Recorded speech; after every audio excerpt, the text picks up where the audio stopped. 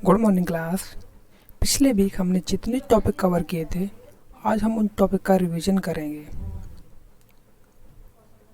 जिसमें हमने पढ़ा था safety and five system, hammer, hexa, bench vise, punch, scriber, file, try square, steel rule and surface plate. इन topic से related questions all technicians exam के लिए बहुत ही इंपॉर्टेंट हैं, H A ISRO, DRDO, NFC। तो चलिए हम चलते हैं अपने फर्स्ट टॉपिक की ओर, जिसमें हमने पढ़ा था सेफ्टी एंड फायर सिस्टम, जिसमें PPES का पूरा नाम क्या है? Personal protective equipment. PPES का पूरा नाम पर्सनल प्रोटेक्टिव इक्विपमेंट है। फायर सिस्टम कहाँ से लिया गया है? जापान से। आग के प्रकार, आग के कितने प्रकार होते हैं? 4 टाइप्स। आग 4 प्रकार की होती है, जैसे कि इसमें दिखाया जा रहा है। ये फर्स्ट है लकड़ी से लगी आग। लकड़ी से लगी आग, इसे क्लास ए फायर भी कहते हैं। इसे बुझाने के लिए हम सोडा एसिड फायर एक्सटिंग्विशर का यूज करते हैं। ये सोडा एसिड फायर एक्सटिंग्विशर का यूज करते हैं। लकड़ी की आग को कार्बोनेस फायर भी कहते हैं, ये इम्पोर्टेंट है। अब हम देख पा रहे हैं कि ये तेल से लगी आग है, ये गैस से लगी आग है, ये बिजली से लगी आग है। ये वुड फायर को मैंने कवर किया है, आप देखेंगे ये तेल से लगी आग, ऑयल फायर। ये क्लास बी फायर भी कहते हैं। इसे बुझाने के लिए फोम फायर एक्सटिंग्विशर का यूज करते हैं। अब गैस से लगी आग, इसे क्लास सी फायर भी कहते हैं। इसे बुझाने के लिए ड्राई पाउडर, सूखा पाउडर का यूज करते हैं। अब बिजली से लगी आग, इसे क्लास डी फायर भी कहते हैं। इसे बुझाने के लिए CTC फायर एक्सटिंग्विशर या हेलन एक्सटिंग्विशर या BCF से का यूज करते हैं। CTC का पूरा नाम क्या है? Carbon tetra chloride. BCF bromo chloride fluoro methane, BCF का पूरा नाम है। अब हम देखेंगे सुरक्षा चिन्हों के प्रकार। सुरक्षा चिन्ह कितने प्रकार के होते हैं? ये 4 प्रकार के होते हैं। पहला है निषेध चिन्ह, किसी भी गलत कार्य को न करने की सलाह देते हैं।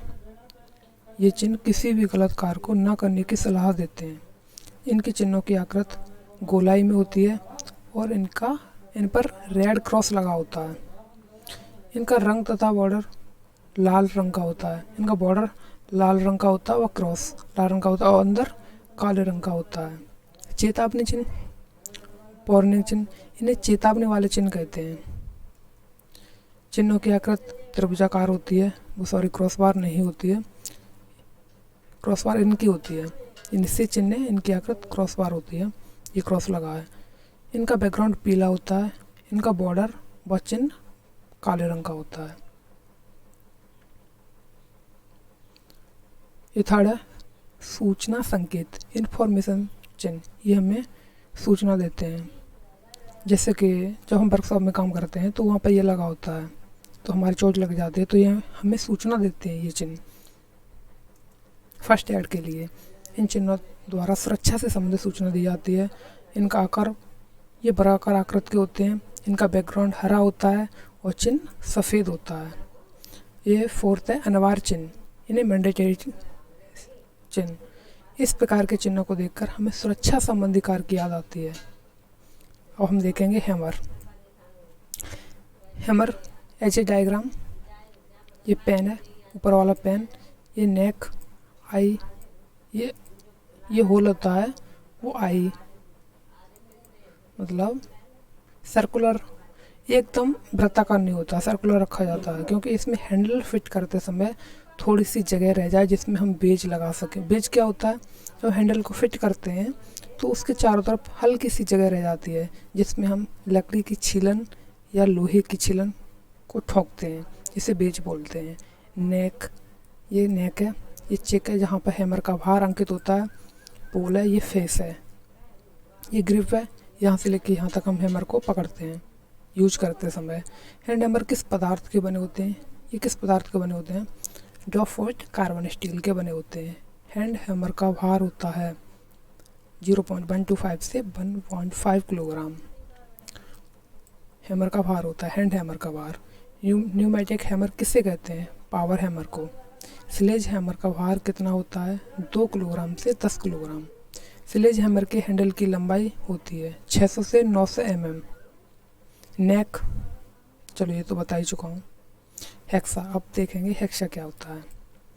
हेक्सा फ्रेम किस पदार्थ का बना होता है? ये हेक्सा का फ्रेम है, ये ब्लेड को छोड़ के बाकी हेक्सा फ्रेम है। ये किस पदार्थ का बना होता है? माइल्ड स्टील की पत्ती व कंडक्ट पार्ट से बनी होती है। ये माइल्ड स्टील की पत्ती, ये पत्ती माइल्ड स्टील की, ये कंडक्ट पाइप है, कंडक्ट पाइप से बना होता है।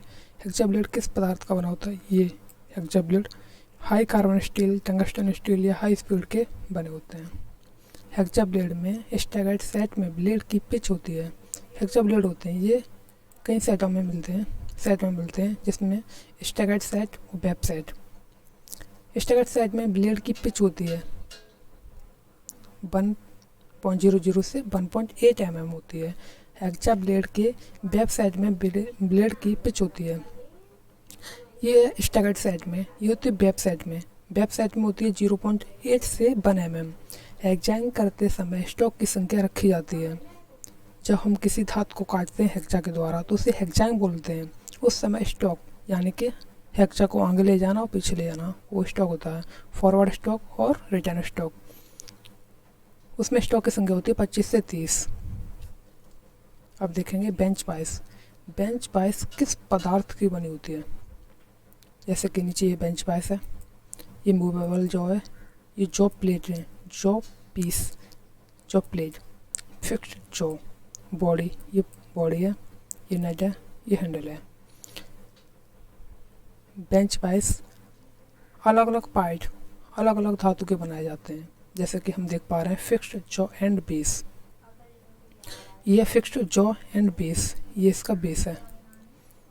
ये बना होता है cast iron and cast steel का।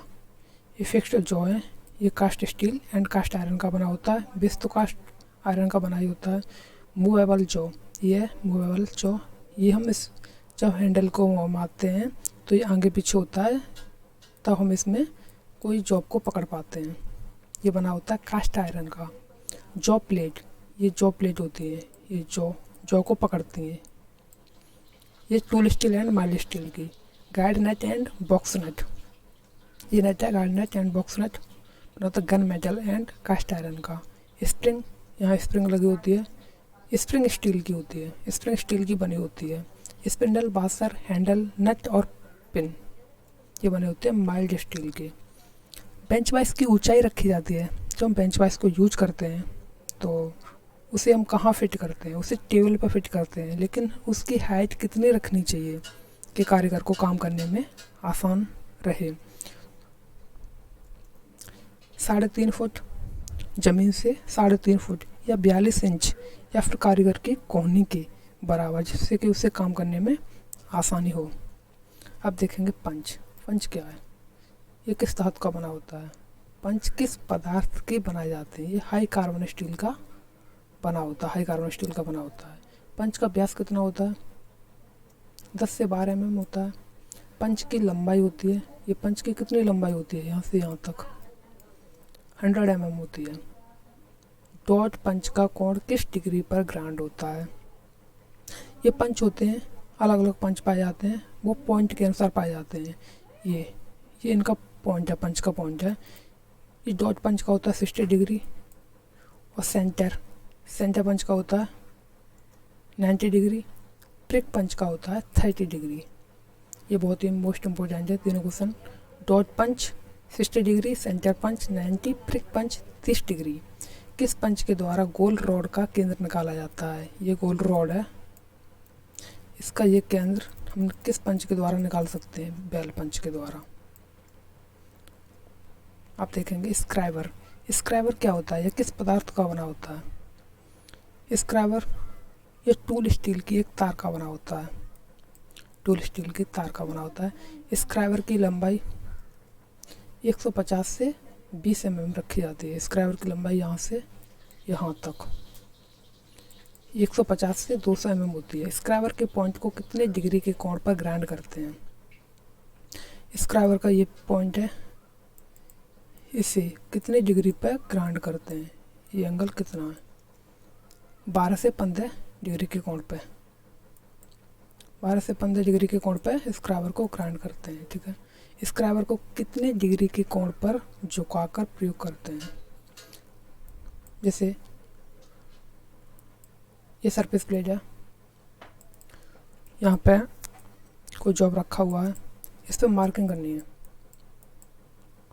तो हम स्क्राइबर को यहाँ फिट करेंगे मार्किंग ब्लॉक में, तो उसे कितने डिग्री पर झुका कर यूज करेंगे? 30 से 35 डिग्री के कोण पर। साधारण स्क्राइबर कितनी मोटी तार का बनाया जाता है? 3 mm मोटी तार का बनाया जाता है। अब देखेंगे फाइल, ऐसे डायग्राम, ये फाइल की टैंक है जहाँ पे हैंडल फिट करते हैं। टैंक को नरम रखा जाता है क्योंकि हैंडल को फिट करते समय जब हम हथौड़े से बार करते हैं तो ये टूटे ना। हील, ये हील है, यहाँ पे हैमर वो फाइल का वेट साइज अंकित होता है। एज, ये किनारा है, ये फेस है, ये पॉइंट है। ठीक है, फाइल किस धातु की बनाई जाती है? हाई कार्बन स्टील की। सिंगल कट फाइल में फेस पर दांते किस कोण पर कटे होते हैं? सिंगल कट फाइल, जैसे कि ये फाइल है, ये दांते कटे हैं। सिंगल कट फाइल में फेस पर दांते किस कोण पर कटे होते हैं? सिंगल कट फाइल में फेस पर दांते, जैसे कि ये कोण है, ये कितने का? 60 डिग्री का। सिंगल कट में 60 डिग्री का, लेकिन डबल कट में 2 कट होते हैं, एक थोड़ा बड़ा होता है, एक ये 60 डिग्री का और एक होगा 70 डिग्री का। तो डबल कट में 60 और 70। रफ फाइल में कितने दांत प्रति सेंटीमीटर में होते हैं? रफ फाइल में 8 से 10 दांत। बास्टेट फाइल में कितने दांत प्रति वर्ग सेंटीमीटर में होते हैं? 10 से 12 दांत। जैसे कि यहाँ से लेके ये मान लो बास्टेट फाइल है, से लेके यहाँ तक 1 सेंटीमीटर है, सपोज माना 1 सेंटीमीटर है, तो इतने बीच में 10 से 12 दांत होंगे। अब देखेंगे टाई स्क्वायर। टाई स्क्वायर किस पदार्थ का बना होता है? टाई स्क्वायर, ये टाई स्क्वायर है, इसका ये ब्लेड है, ये स्टॉक है, ये ब्लेड बना होता है स्टील का, लेकिन ये स्टॉक अलग अलग पदार्थों का बना होता है, जैसे कि कारपेंटरी और वर्कशॉप में काम करते समय अलग अलग टाइप के टाई स्क्वायर होते हैं, तो उन्हीं के हिसाब से उनका स्टॉक रखा जाता है। स्टॉक का मटेरियल रखा जाता है, कास्ट आयरन का, एल्यूमिनियम का और हार्ड लकड़ी का बना होता है। इंजीनियरिंग स्क्वायर की शुद्धता, टाई स्क्वायर की शुद्धता होती है 0.002 mm प्रति 10 mm। ये टाई स्क्वायर है, इसकी एक्यूरेसी होगी यहाँ से लेके यहाँ तक 0.002 mm, इतने बीच में होगी। लेकिन यहाँ से पूरे का लेंगे, कितने पोर्शन यहाँ तक लेंगे सपोज, तो 14 का यहाँ से यहाँ तक का अगर एक्यूरेसी निकालेंगे तो 14 का निकालेंगे, तो 14 का इसमें मल्टीपल करना पड़ेगा। ग्रेड ए और बी प्रकार के इंजीनियरिंग स्क्वायर का प्रयोग कहाँ करते हैं? ग्रेड ए यानी कि टाई स्क्वायर कितने ग्रेड में मिलते हैं? ये 3 ग्रेड में मिलते हैं, ए, बी, सी। ग्रेड ए व बी प्रकार के टाई स्क्वायर का प्रयोग कहाँ करते हैं? रेफरेंस वर्ग में, जो कंपनी वगैरह में यूज होता है। ग्रेड सी प्रकार के इंजीनियरिंग स्क्वायर का प्रयोग कहाँ करते हैं? ये सी प्रकार के सारे मशीन शॉप में करते हैं, वर्कशॉप में कर लेते हैं। अब देखेंगे स्टील रूल। स्टील रूल किस प्रकार की धातु से बनाए जाते हैं? स्टील रूल स्टेनलेस स्टील के या स्प्रिंग स्टील के बनाए जाते हैं। स्टील रूल का साइज होता है, स्टील रूल का साइज होता है जो हम आमतौर पर यूज करते हैं, 1.5 mm का होता है, 3 mm का, 6 mm का, 12 mm तक होते हैं। स्टील रूल की लिस्ट काउंट होती है। ये लिस्ट काउंट क्या होती है? जब हम किसी मापी औजार से कम जितनी माप ले सकते हैं वो लिस्ट काउंट होती है। जैसे कि ये स्टील रूल है, इसके एक भाग, एक लाइन दिख रही है ना यहाँ पे, ये यहाँ पे एक लाइन दिख रही है ना, पहली लाइन, तो इसका मान होगा 0.5 mm। कम से कम 0.5 mm माप ले सकते हैं। सरफेस प्लेट, आप देखें सरफेस प्लेट किस पदार्थ की बनी होती है? ये क्लोज ग्रेनाइट कास्ट आयरन की बनी होती है। Surface plate close granite cast iron की बनी होती है। ये इसके हैंडल है दो, ये माइल्ड स्टील के बने होते हैं। ये अंदर से खोखले रखे जाते हैं नीचे से, क्योंकि इसका भार कम किया जा सके। Thank you class.